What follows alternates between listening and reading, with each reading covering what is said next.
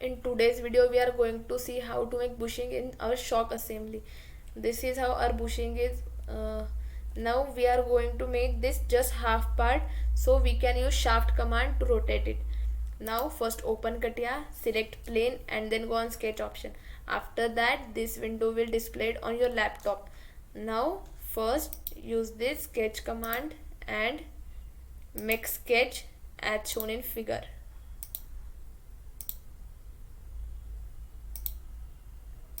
Now let's give dimensions to it by using this constraint option. Dimensions, I am giving dimensions as given in figure. It's 25. After that this one is 125.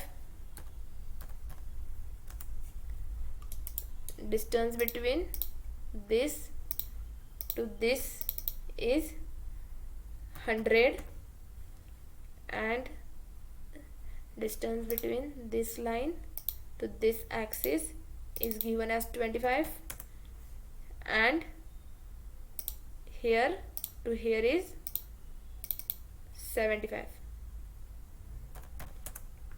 After that go on exit to workbench, then select this shaft command and we have to select axis. See, you can see here no selection of axis, then we have to select it. Just select it and then OK.